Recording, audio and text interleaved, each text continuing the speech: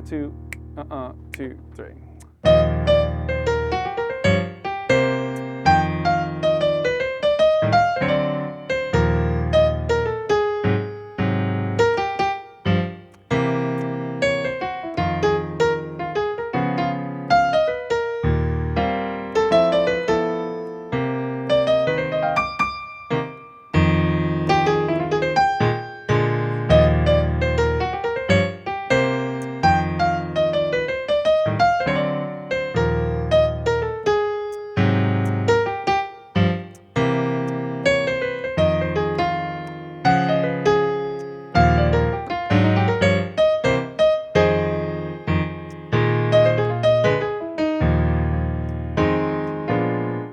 Okay, so a very sort of, not deviating in any way from those chord changes, but a completely different, more bebop-y kind of melody going on above those changes. So, one of the things that I notice as I'm playing this melody, and I transcribed it from Karen Allison's record, and the reason is because the reason I love that record and keep referring to it is because she's a singer, so having a singer play the melody is kind of like whether we're horn players or guitar players or piano players or whatever, you can sort of identify with the timbre of her instrument, her voice, a little bit more quickly when I tell you, you should be an active listener and practice singing along with her.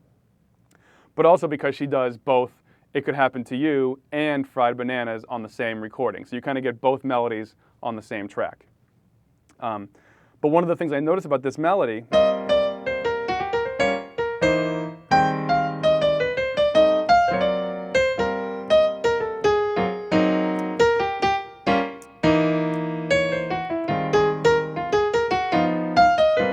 is there's some outside note. There's some,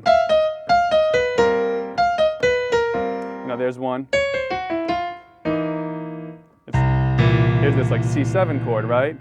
Going to the F minor.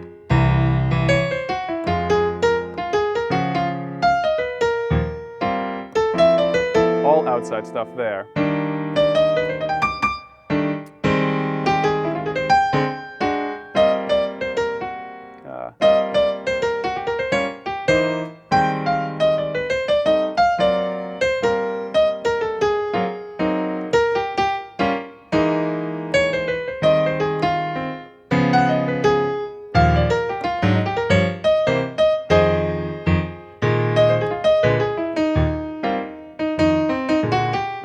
So I notice as I'm playing through that there's a lot of stuff in that melody that's a little bit outside of the key. So it's a little bit, it plays a little bit more with some of those outside of the box extensions. So for example, when it does the 2-5 that goes to the relative minor, right? We're thinking in terms of Roman numeral analysis now. We're thinking in terms of that formula.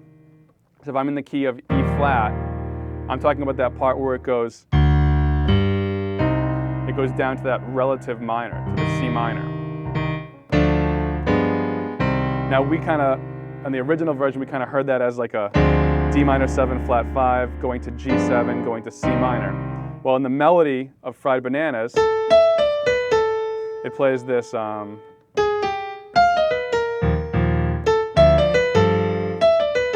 it's kind of thinking about that more as a 2-5 in a major mode. And then it does go to the minor. So just little things like that that help you identify the melody in terms of remembering it. Like thinking about that 2-5, which usually is like a minor mode 2-5, as now like a major mode 2-5, but going to the minor still. Little things like that to kind of keep an eye out for as you transcribe that Dexter Gordon melody. Thanks for taking a look at this video. If you'd like to be notified the next time I release free content on YouTube, you can click on the subscribe button on this page. It's absolutely free to subscribe to our YouTube channel. Now, if you'd like to study with me for free for 30 days, click on the Piano Success Playbook in the bottom left-hand side, and you'll get 30 days of lessons absolutely free of charge. I look forward to working with you in the next lesson.